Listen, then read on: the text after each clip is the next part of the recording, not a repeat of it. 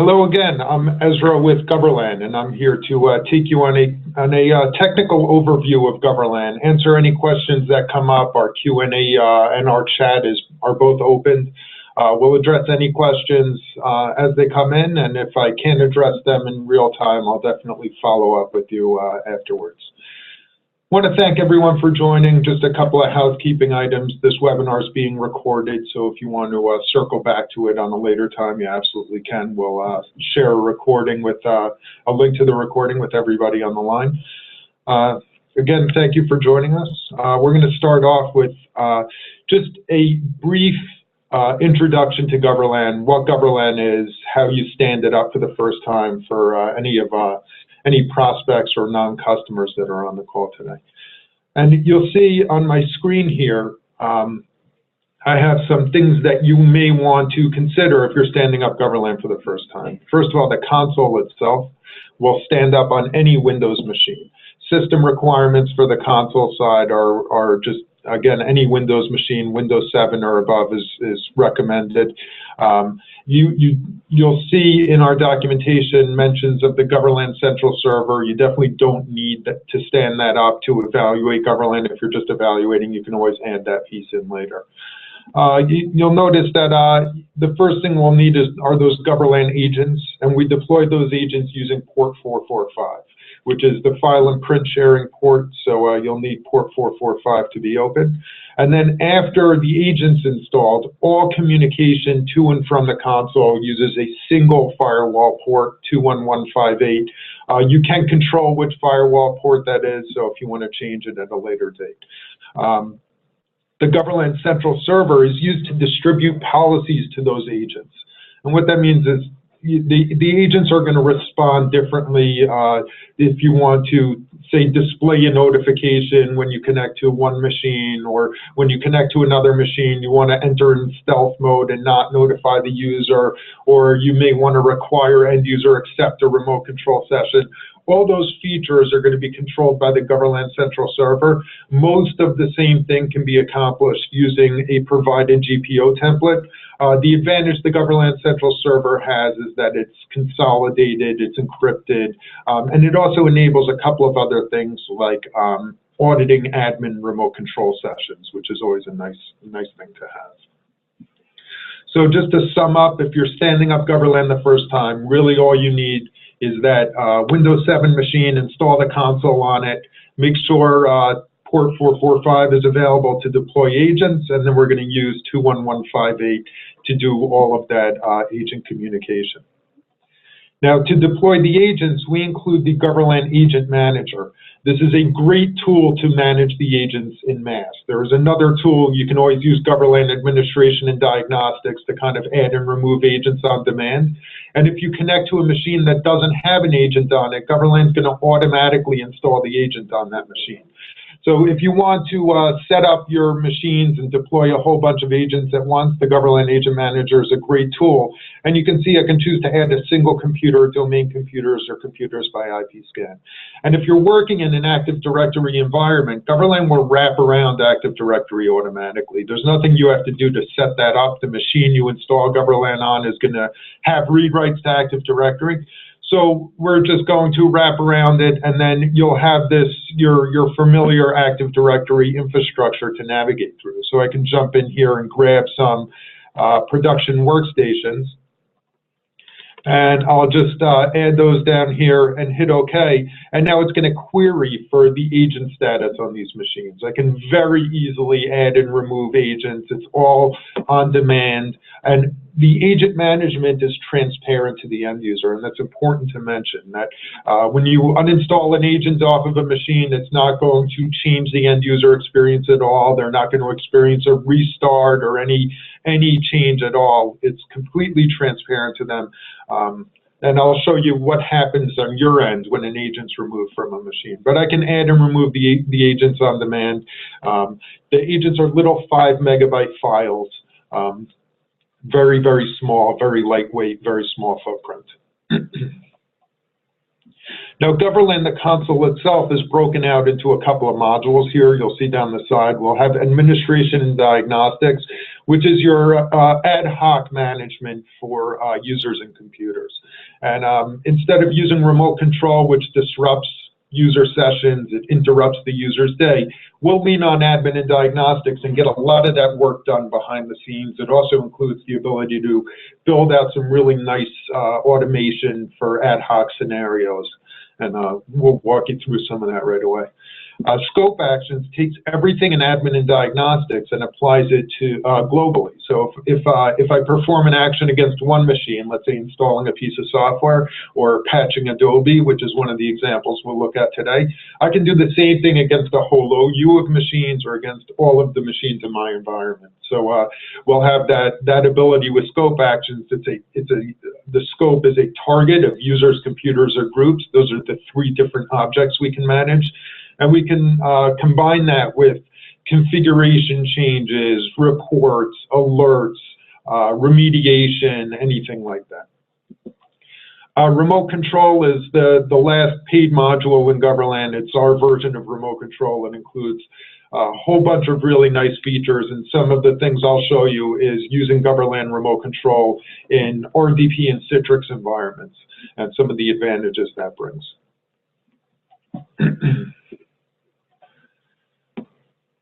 We're going to start off here by taking a look at some Goverlan objects. And if you're following along in your console, just want to mention before we dive in further that for any of you on the line who are in a trial version of Goverlan, the trials are fully functional, completely unlocked for 30 days. So anything I'm showing you in this demo, if your trial's active, you can do the same thing. So just if you're following along, we're going to start off here on the Goverlan start screen, and we're going to click on Manage Goverlan Objects. Now, in the Goverlan objects, you'll see that we can manage 4 different types of objects, and these are things that we'll leverage within Goverlan while we're supporting our environment. And the first one is pretty straightforward. It's software packages, and this is any software that I want to set up for deployment. We support deploying both MSI and EXE files. And I'll show you that in just a moment. The next thing is script packages. You can store and organize all of your scripts in Goverlan. We support deploying VB, Perl, PowerShell, and batch files. There's a whole bunch of reasons why you may want to consider storing all your scripts in Goverlan. First of all, you have these nice folders, kind of keep them organized, and you can execute them with a single click. You can also share them among team members. If you come up with a really awesome PowerShell script that does something cool, you can easily collaborate and share it amongst each other. And then you can target multiple machines at once and deploy PowerShell, VB, Perl, and batch files. And also our deployment is very secure. So all the communication between the console and those agents is encrypted in both directions. So we're actually going to take that script, encrypt it, and transfer it to that remote machine, and then run it, encrypt the results, and transfer them back. So you don't have to open up additional firewall ports. We'll leverage that existing firewall port to do that secure transfer of the script. In external controls, you can hang other applications off of Goverlan. We'll go over this a little bit, but you can see I have a couple of examples of some console apps. And then custom actions, this is really some of the power in Goverlan. This allows us to sequence events and execute them with a single click. We're going to start off by building a couple of custom actions and a software package that we're going to then use within our examples here. And so we're going to build the software package first, so that's what I'm selected on. I'm just going to hit this plus sign, and I'm going to build out an exe file. And what I want to deploy is actually Adobe Reader. So I'm going to give it a name, and it's Adobe Reader 11. And you can give it an optional description, and these categories, put them in folders. So if I want to put all of my Adobe patches together, I can create an Adobe folder. And then in the package file path, I just have to point to where this package is located. And it has to be located somewhere that's accessible to the console. I just have a file share here with some deployments. And I went ahead and grabbed the file already, just so you didn't have to watch me download it. Now, it's going to transfer that package to the client and then run it locally. And for anybody on the line that is using something else for deployments, whether it's SCCM or some other deployment solution, a lot of times you can point Goverlan at those deployment packages, like on your SCCM deployment server. I can just point Goverlan there. And what I'll have is a real-time deployment solution as well as SCCM. Now, for MSI files, we'll always deploy them silently without restarting the end user's machine. But for EXEs, you're going to have to grab some silent switches, some argument strings, just so we can move through those install wizards. And I looked them up for this deployment already, so I'm just going to paste them in here. And I just Googled Adobe Reader 11 silent install and found this. And when I hit OK, it's going to create the deployment package for me. And you can see by right-clicking on it, I can share it with my team. Now, just to mention what these different share features are, share with the team just makes it available for everyone else. Enforce on the team makes a read-only version available. It can be consumed by everyone else, but they can't change the settings. So if you work for half an hour to get those silent switches right, you don't want to just share it with your team. You want to enforce it. This way, nobody messes with it and creates a deployment that no longer works. Make available to your team, just puts it in our little repository here, and then you can grab it from the software repository. So those are the difference between the couple of different sharing options there. So now that Adobe Reader is created, we're going to go and create a couple of custom actions as well. And the first one I want to create is just a report. And we can create custom actions for both computers or for users. And custom actions are these little wizards, and you can build out all different types of reports. You can build out alerts. You can do software deployment, and you can sequence events.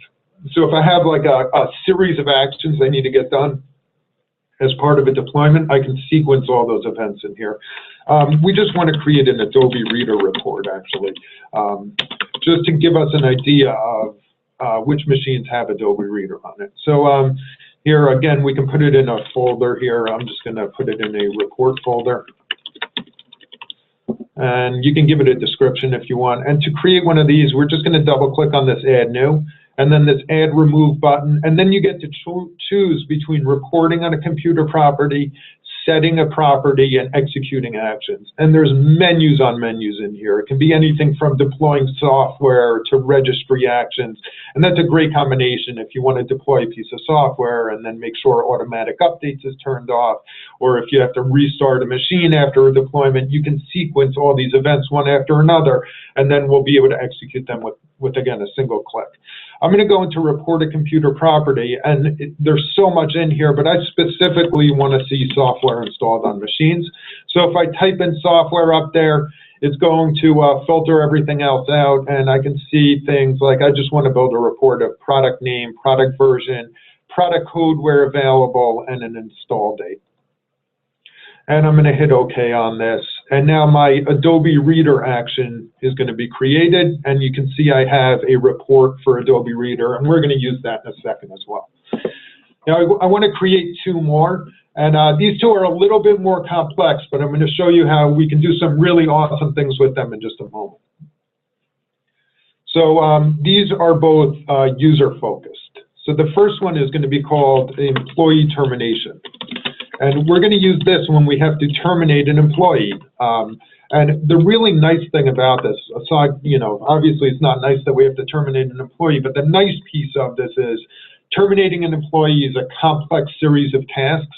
And we can formalize that process and have it available to us so that when 4:30 on a Friday rolls around, and HR comes in and says, hey, we have to terminate this user, and you have to run a whole bunch of reports and you have to stay late today, you can say, I have Goverlan and I'm just going to click this button and it's going to do everything for me, because I thought of this and formalized it in advance.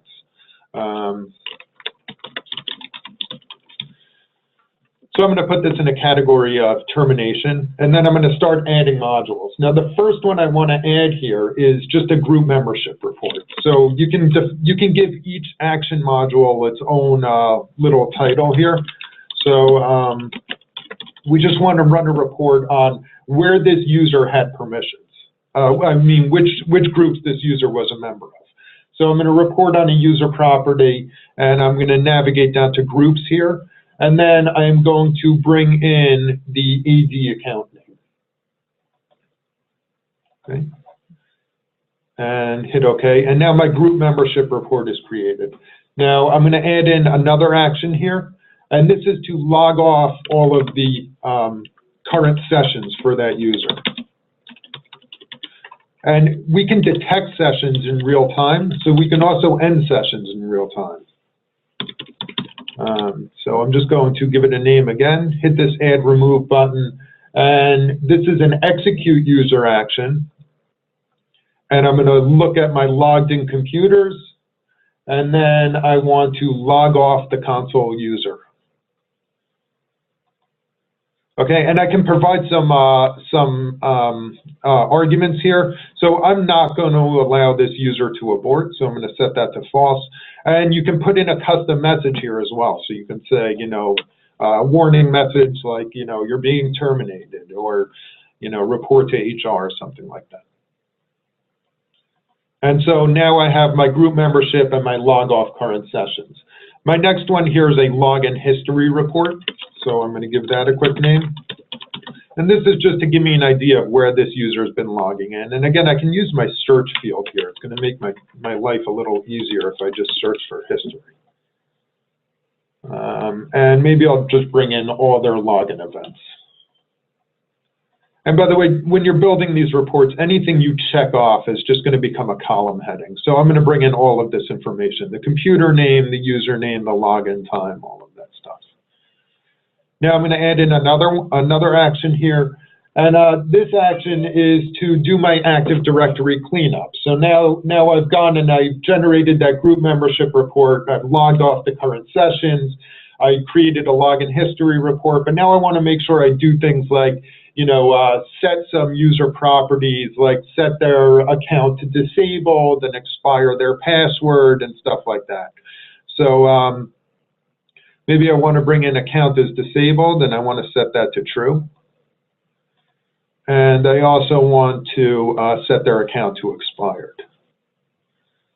I mean, their password to expired here. So I'm going to grab that and set that to true as well.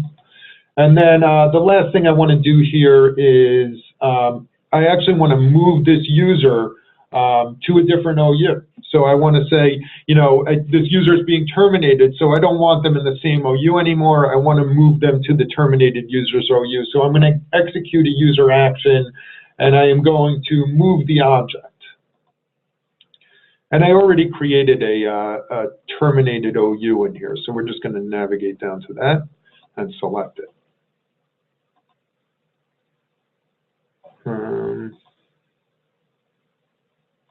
And we're just going to give this the AD cleanup name.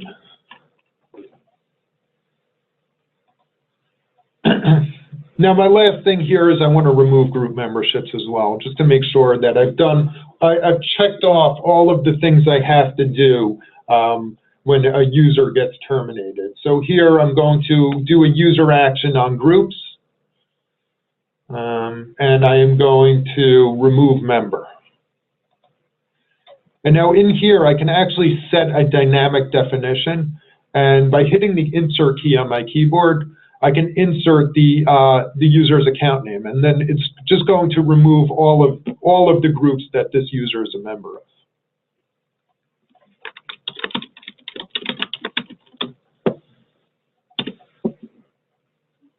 And obviously, you see from the menu provided that you may have other things you want to do as part of your termination procedures. I mean, we have another example where we invoke an NTFS permissions report. We pull group membership reports. We pull in tons of other information about the user and the machines that they've worked on.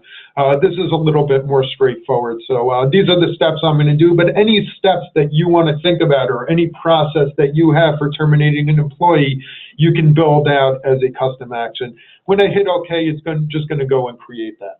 Now, we have one more to do, and it's basically the reverse of this action. So I'm going to basically unterminate a user, and that's what we're going to call it, even though it's a little bit goofy.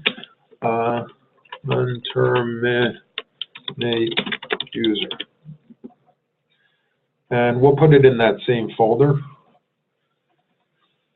And in here, I want to first set the accounts to enabled and unexpire the password. So that is in the set action and user account information, and password expired will change to false. And then we'll set the, and obviously this is rolling back the steps that I just did.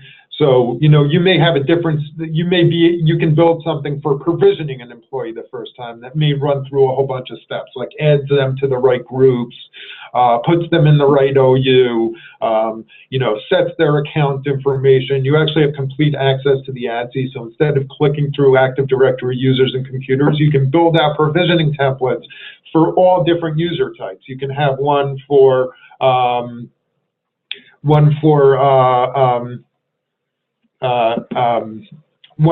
IT users, one for, yes, Aaron, reinstate would be a better word than unterminate, thank you.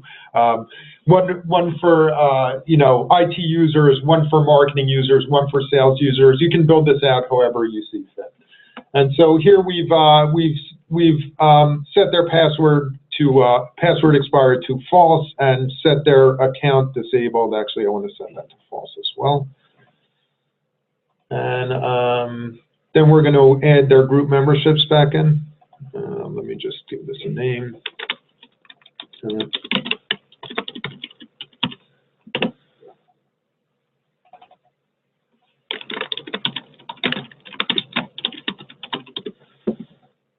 And each time I'm just opening this wizard here, I want to execute user action and go down to groups and go down to add group membership. I believe it's,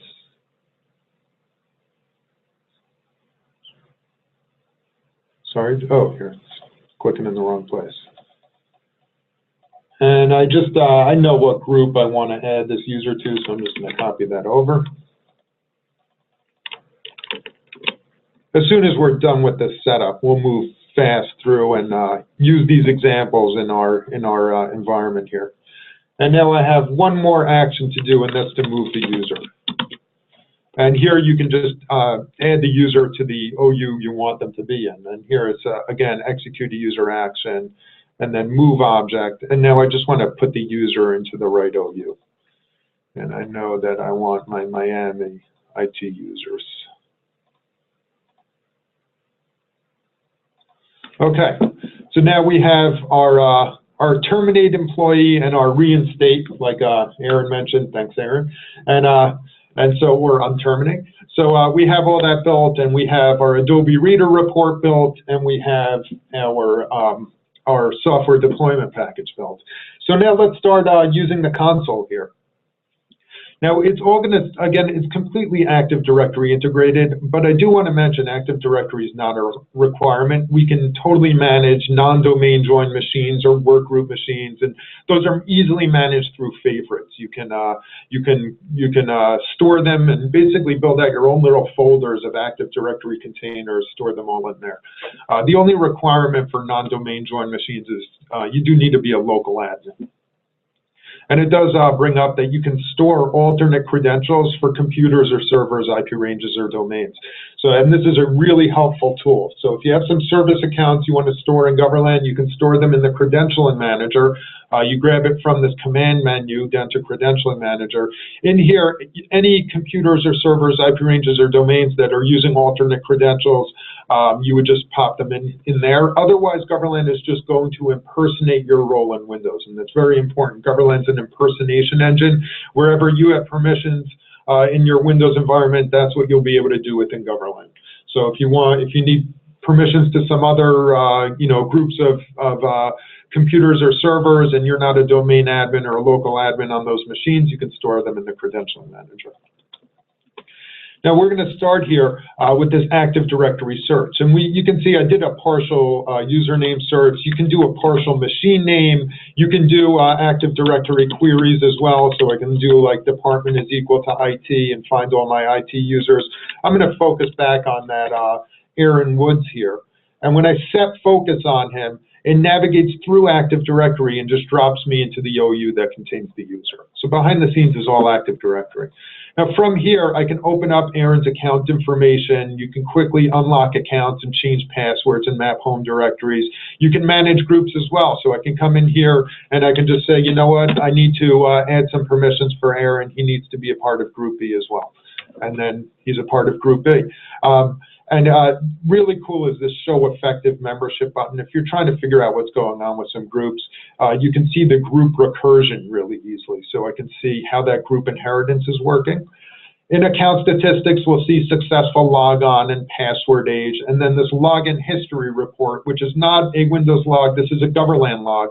And this is we're using this log to actually enable this next feature I'm going to show you, which is logged in workstation detection. Now, if I click on this, it's going to map me to where this user has active sessions in real time, whether it's a traditional desktop session like this vPro machine, or a XenApp, Zen Desktop, or RDP session on a hosted server. And what it will do in that case is map you right to the hosting server. And this is a great feature if you're supporting a Citrix environment. You don't have to deal with the Citrix tools or dive through a session broker to see which server your user session ended up on. Search for the user, click logged in workstations. It's going to map you right to the hosting server, and then you can troubleshoot that user session and support them with a really whole bunch of really awesome tools. Now from here, we'll just expose our admin and diagnostics tool set. And I'm not going to go through all of these. I'm going to specifically show you some of the stuff we built out a little while ago. But just to briefly mention, these are all native Windows. So if you know how to map a printer today, you can do it in Goverlan as well. It's just it's a behind the scenes permissioned as you, the admin, printer or drive mapping or anything like that. I do want to show you system information here, just to show you the level of detail of info we query on hardware. I mean, if you can think of it, we can query it and we can report on it, and you can set alerts on it as well. As I click through here, you can see just the level of information provided, including things like drive space and, you know, your product keys and hardware serial numbers and everything like that. You can also modify network settings, rename a computer, join or unjoin a domain. Down here, you'll see the other half of a log file that we were looking at before. Before we were looking at Aaron Wood's activity. Now we're looking at who uses this machine. And you'll also see a remote control session. History report. So if you need to supply audit reports of which admins launch remote control sessions, that's available for you as well. Now I can remove the agent off of this machine, and when I remove it, again, it's transparent to the end user, but what you'll experience on your side is what we call shore data, which is for online machines, you're seeing real-time information, but for offline machines or machines that don't have the agent installed, you're seeing historical data. And we're doing that automatically so that you always have the most accurate information about your machines. I can pop the agent back on there. It's, again, in real time, and it's just going to drop the agent, bring the machine back under management. Now we're seeing real-time information again. Now, in the software deployment world, you can see that I already have Adobe Reader installed. So I can just, the software deployment says if you're sitting at this machine, I can very quickly just come in here and say uninstall it. And we're always going to uninstall software using the included uninstall MSI, so it'll be invisible to that end user. And you can see Adobe Reader is now gone. Now, we created our custom action, and one of those was that Adobe Reader report. And if we execute this, it's just going to show us all of the software installed on this machine. And all these reports execute in real time. But you can see that Adobe Reader is no longer installed. This is showing us all the software installed. If I wanted to just make it specific to Adobe Reader, I can go in there and I can add in a condition to only show me instances where the product name contains Adobe Reader, and I used a conditional statement for that. So if I come in here and I say product name and then tell it contains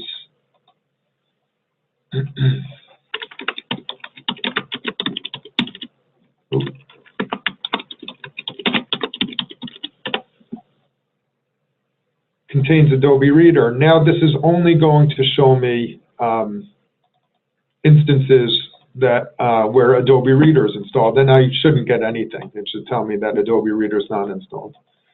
Now deploying software is also in real time, and we created that deployment package. And if I execute it right now, it's going to transfer the install to that client, and then it's going to run through the install. It's going to take a couple of seconds here, actually, just to work through the install, supply all those move through that install wizard and use those argument strings that we provided. And now you can see Adobe Reader is now installed on my machine. And if I very quickly rerun that custom action there, now we should see that the install date's today, and it should pop up for us right away. And the reporting is really that easy. You just create a report with the columns that you want, and you can use those conditions to really focus in on specific instances of software or specific instances of hardware that you're looking for. So now I want to show you the other custom actions that we created that were user-focused around employee termination. And so we're going to go ahead and terminate this employee, Amy McKenna, now. And so if you remember, we ran through all those steps, and it's available to us to now execute with a single click. So let's just go and run it and see what happens. And you can see it says it was done successfully, and it produces our report for us. We support all different report formats, but you can see that in this case, I did this HTML format, and we'll see all of this user's login events. And then down below, we'll just see their group memberships. Now, when I navigate over to that terminated employees OU, we should see that user there, and indeed they are there. And when we look at their account information, we should see that the account is set to disabled. Now, we can obviously reinstate the user or unterminate just by, again, running that other set of actions. And when we navigate back to our IT users, we should see our user, oh, I think I went into the wrong OU. 1 minute. So we'll just search for the user and set focus on them, and here I put them in the wrong OU. I put them back into the Miami IT users. So here you can see that their account will be re-enabled.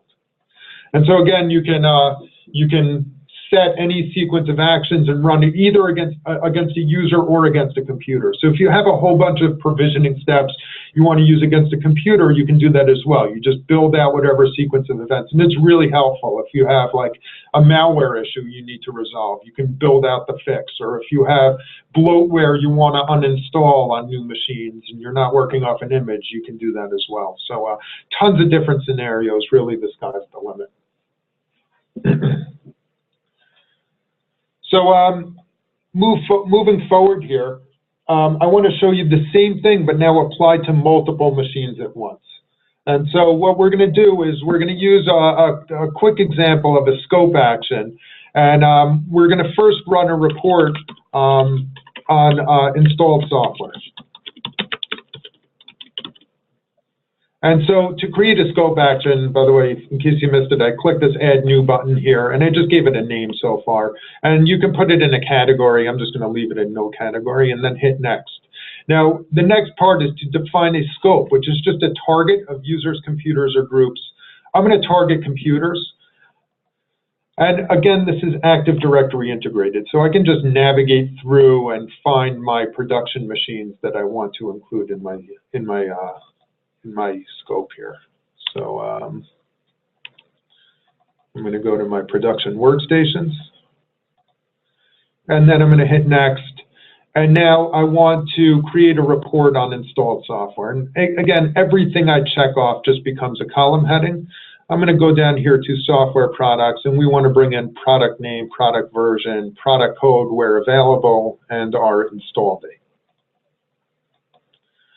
I can hit next again, and here I can define a report format. You can see we support a whole bunch of different report formats, including Excel, text files, data sheet format, which is what I'll show you now. And I'm actually going to set this to run now. So when I hit finish, it's actually going to run. It's going to go and hit each one of those nodes and produce my report. And here's just my list of machines. I'm going to click into each one, and it's going to show me all of the software installed on that machine. And as easily as I produce this report, I can change this to say, you know, install Adobe Reader, and just change this action to instead of running a report, to executing a computer action. Come down here to software products, hit install software package, and just grab Adobe Reader. And now I can install Adobe Reader on a whole bunch of machines at once, and even create a report afterwards that verifies that deployment was done. And we'll deploy on something like 60 machines at a time. It's definitely an enterprise-level deployment solution. So really good for patching. You can set Windows updates. You can do all types of configuration changes. So some other examples. I mean, obviously, this inventory report became really easy, but we can also do some really cool stuff around building out monitors and some compliance reports. So I'm going to show you a couple of more examples here. So the first one is just a hard disk monitor. So again, we'll give it a name, and then we're going to define a scope of machines. I'm going to grab my same production workstations again, and then hit next. And now, to build out a monitor, it's really the same thing as it's just a report. So, but now we want to bring in some information about local drives. So I want to bring in available space as a % maybe, and the device name.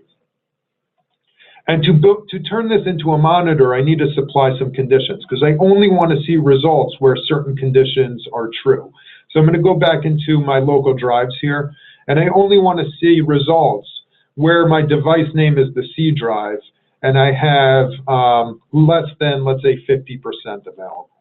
And so here I'm just going to put in equals, and then my C drive. And then here I'm just going to put in less than 50%.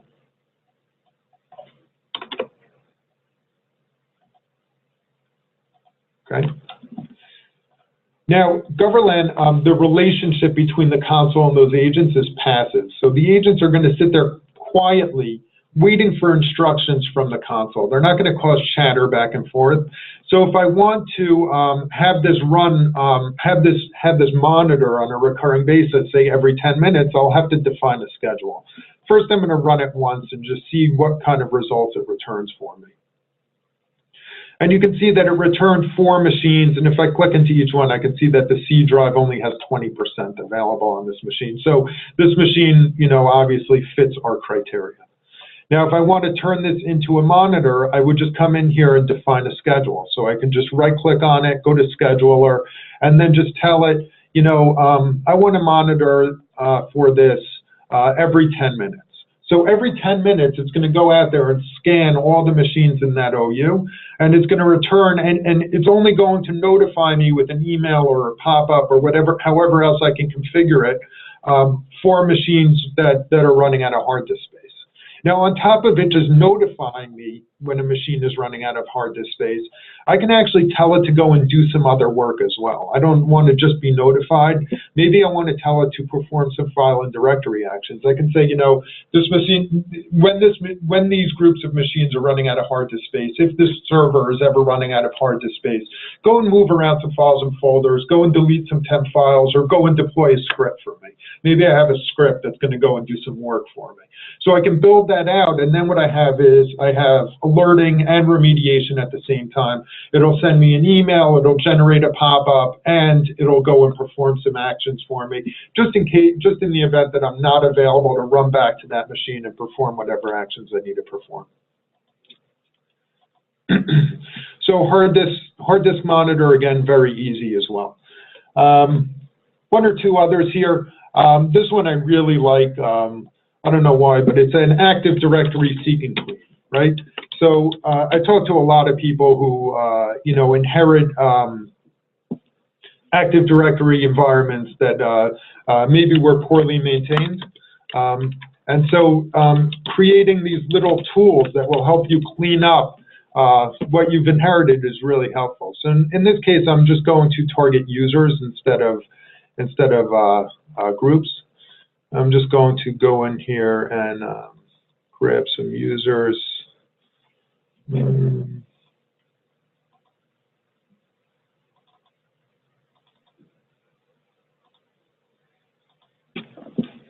Okay. And for an Active Directory seek and clean, I want to look at their last logon. So I can use this little search field here to look for last, and I'm going to look for the last logon stamp, multiple domain controllers. And then I need to add a condition as well, right? So I need to add a condition for last logon. And in here, I want to set it that it's less than 90 days ago. So before 90 days ago. Obviously, you know, the logic in these conditional statements can be kind of tricky, but if you're evaluating a date, if you do less than, it's before that date, more than is greater than that date. So I'm going to do less than, and in this desired value, I'm just going to click in here, and I actually want to set a dynamic definition, right? So I want to say, I'm going to hit this little insert button, and I want to say current date and time, and then do a minus, and then I'm going to do, again, hit that little insert, time span 1 day, and then just multiply that by 90. And what this is just telling Goverlan is look for current date less 90 days. That's it. And then just hit OK. And these argument strings can be a little bit tricky. This is probably the trickiest part of Goverlan, but if you just think of what you want to do and you just target a small group of machines with just a report, you can kind of refine it and you get better and better at it as time goes on. But you can see I put that together relatively easily. Hopefully it works here. Now on top of, in this case, I'm just going to produce a report. You know what, I'm actually going to add in some other report columns here. We'll look at, you know, last logon stamp is good enough. So we're just going to produce this report quickly.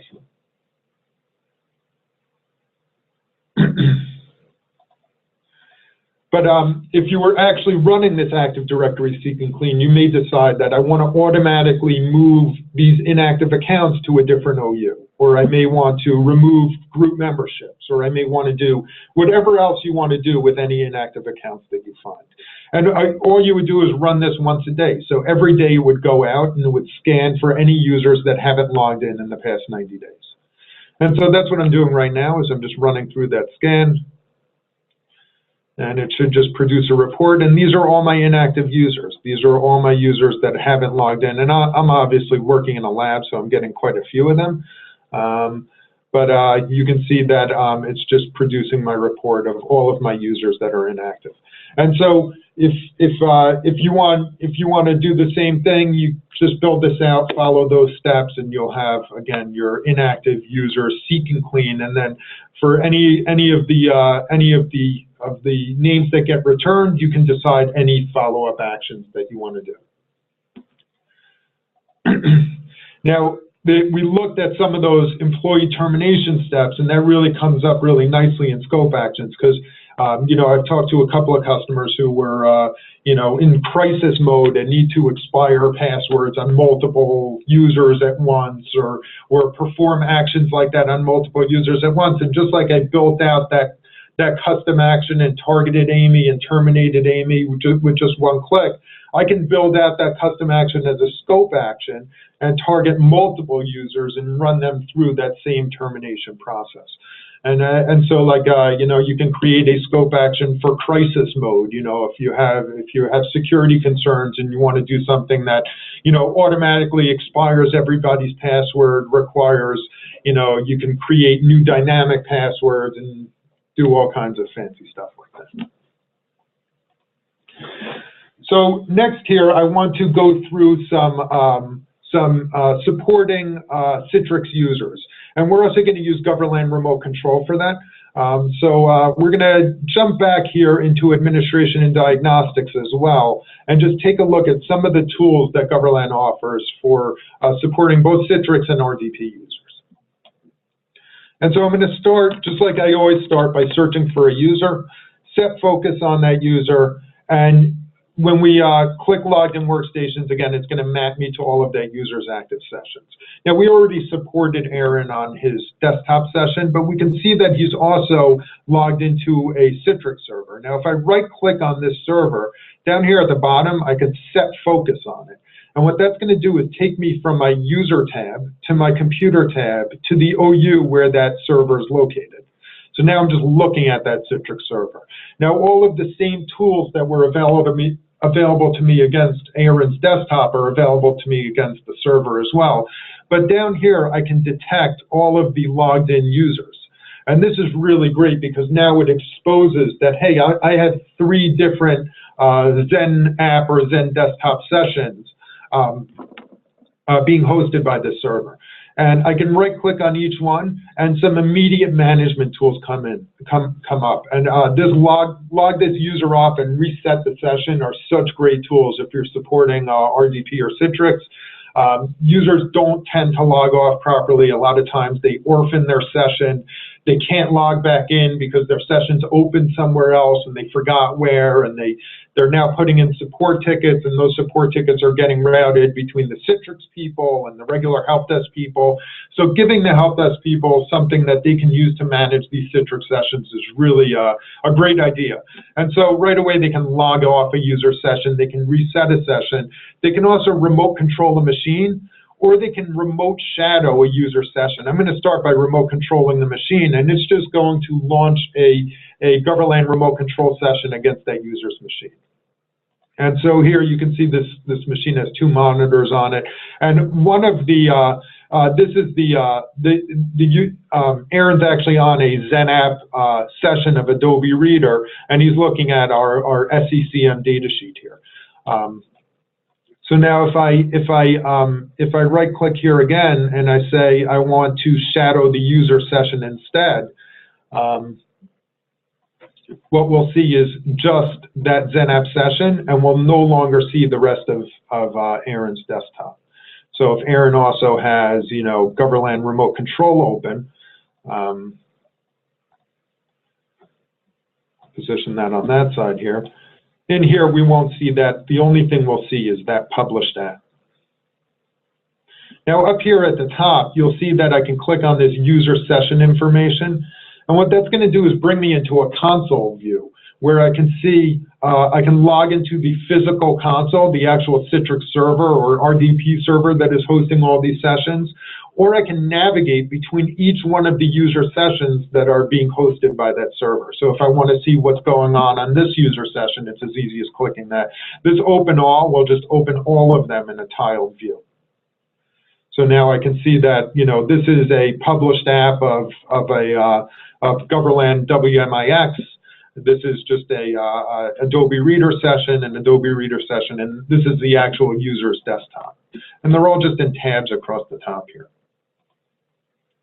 So you can see that our Goverlan remote control is really great, not just for, you know, a traditional desktop. You know, if I'm just supporting a user, obviously it's great.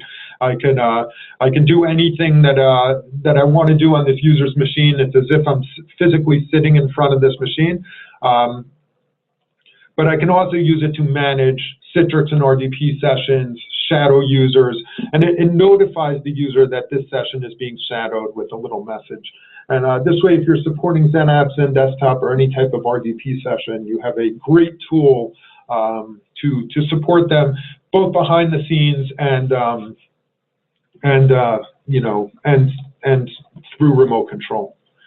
Now, if you open up the printer or drive mapping on that server, this is really cool as well, in that you can move between each one of the logged in users for any of these behind the scenes tools. So if I need to set up a printer map for a Zen desktop session, and there's 15 hosted on this server, and I know which user needs that printer drive map, I just select the user and it's going to move in between each user. And actually, the task manager has some really nice features because it'll show you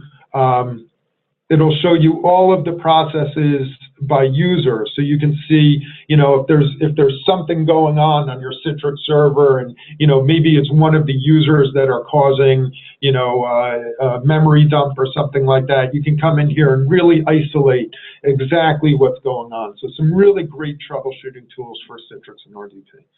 And by the way, our Goverlan Task Manager includes some really nice features like hover states on these performance charts. So if you're trying to figure out why something's not happening the way it's supposed to happen, you can very quickly take a look.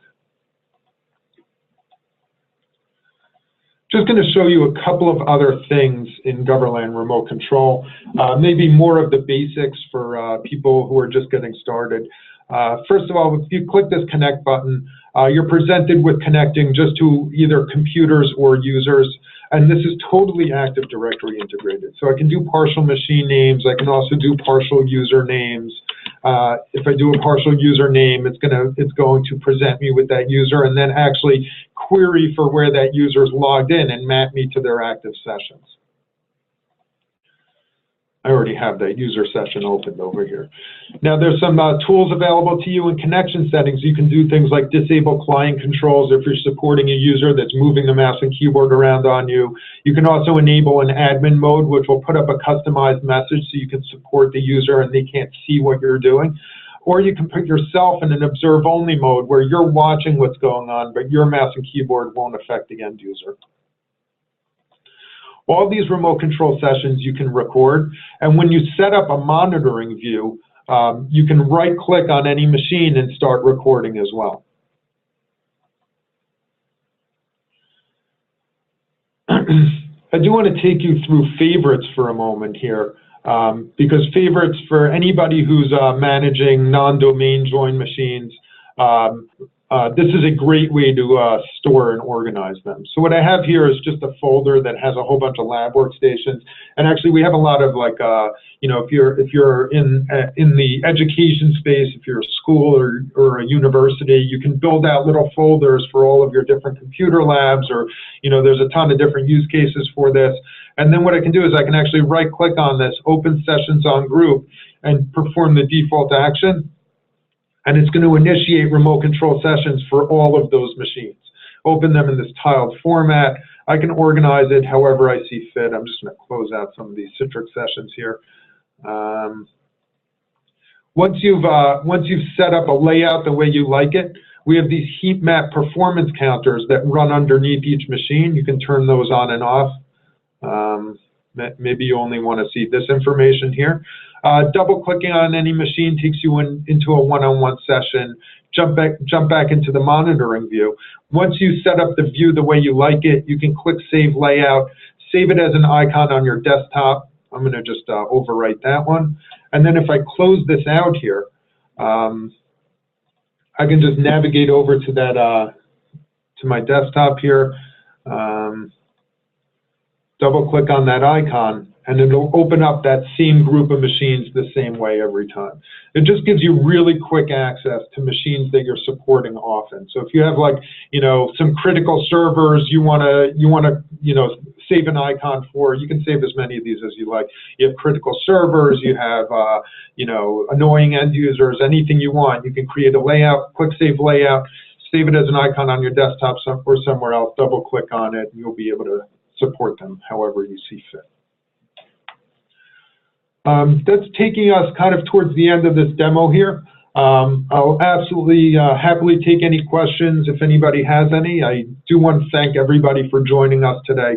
I hope you got something good out of today's session, got some good ideas on how to use Goverlan, maybe some more advanced features that you weren't thinking about already. In custom actions and scope actions, really the sky's the limit. If you can think of it, we can report on it, we can alert on it, we can remediate as a result. So, just as easily as I created a disk monitor, I can decide, I need a ping monitor, so I can look for a machine that's not returning a ping and then automatically send a wake on LAN packet through. I can look at a server and evaluate if it's running a process, and if it's not, automatically restart the process or launch an application, or I mean, really the sky's the limit. So it just takes a little bit of creativity, thinking about what you want to monitor for and what you want to have happen as a result, and then just using our wizard to kind of piece it all together.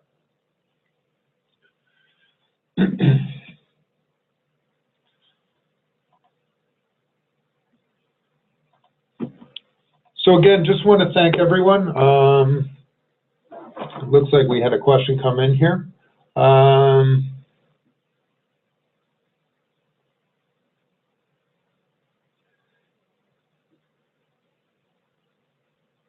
So the question is regarding weak on LAN and reporting MACs across the network. I will follow up with you on if there is a known bug. I'm not sure. Not sure on that. I do know that there are some things you can do to make sure that you are storing those MAC addresses. I just have to remember where it is. Give me 1 second here. Sorry if I'm clicking through too much. I was just helping somebody with this the other day. Oh, okay, here it is. So I don't know if you followed these steps yet, but you do want to make sure to automatically update the Wake on LAN cache. And then there's also a Wake on LAN cache manager. You're going to want to set auto discover IP and MAC addresses when browsing containers. And what that will do is, as you move through admin and diagnostics and you browse different containers, it'll automatically update those MAC addresses, and then this way you'll have better response from Wake on LAN. But I will follow up with that. As far as I was helping somebody with some Wake on LAN the other day, and as soon as we made sure both these check boxes were checked off and that the cache was populating, they weren't having issues and it was working. So if there are no other questions, well, hang on 1 second, sorry about that.